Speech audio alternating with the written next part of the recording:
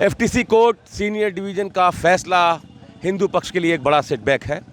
इस पर बातचीत करने के लिए मुख्तार अंसारी जी हमारे साथ हैं। मुख्तार अंसारी जी खुद भी पैरोकार हैं ज्ञानवापी के एक मामले में। एफटीसी कोर्ट सीनियर डिवीज़न का फैसला आपने भी सुना।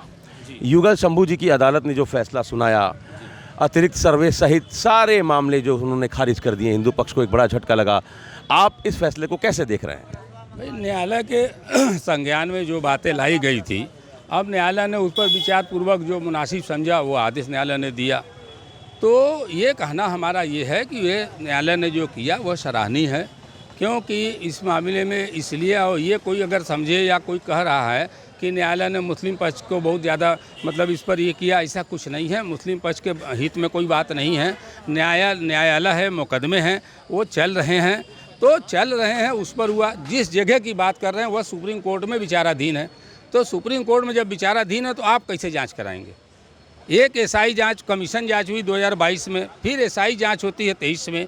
आप बताइए कि आप अभी एक भी डिसीजन नहीं हो रहा है, अब आप तरह तरह से जांच की बात करके खाली लोगों को गुमराह आवाम को करना। वाद मित्र विजय शंकर रस्तोगी का ये कहना है कि 18 अप्रैल 2021 को जो फैसला आया आशुतोष पांडे जी के अदालत से, सिविल कोर्ट से, उस फैसले की भी पूरी तरीके से अनदेखी की गई आज के फैसले में। इस पर आप क्या कहेंगे? बिल्कुल ऐसी कोई बात नहीं है। वकील साहब ये बात कर रहे हैं तो खाली रिवर उड़ा रहे हैं। वकील साहब सीनियर लॉयर हैं, हम लोग उनका सम्मान करते हैं, मगर हम ये आप मीडिया के माध्यम से जानना चाहते हैं कि जिस जगह का, जिस पर फव्वारा है, हमारा फव्वारा हुआ है, हिंदू पर जो कहना था कि वहाँ पर शिवलिंग जैसा आकार प्राप्त हुआ, यही ना कहा गया 2022 में। दिवाकर सर ने यही पर ना ऑर्डर किया, वजू खाना सील हो गया। अब समझिए कि वाद चला, इलाहाबाद गया, सुप्रीम कोर्ट गया, तो सुप्रीम कोर्ट के आदेश से वो रुका हुआ है। तो आप किस बात का अनुतोष उसमें पाना चाहते हैं जो प्रार्थना पत्र दे रहे हैं?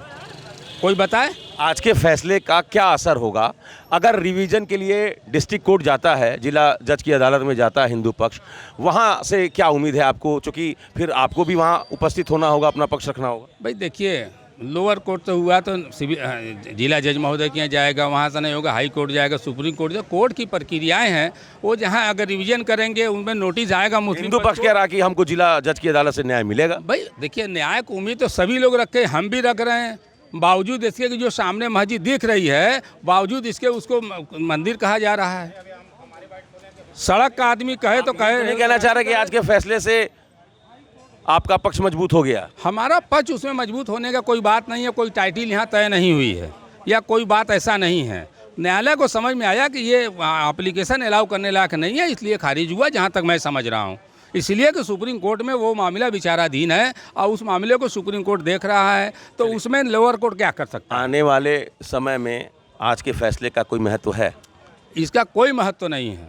ये न्यायालय मुकदमे चल रहे हैं, कोई का एप्लीकेशन खारिज हो गए, कोई के अलाउ हो गए, चलेगा। ये डिसीजन तब होगा जब आखिरी फैसला होगा।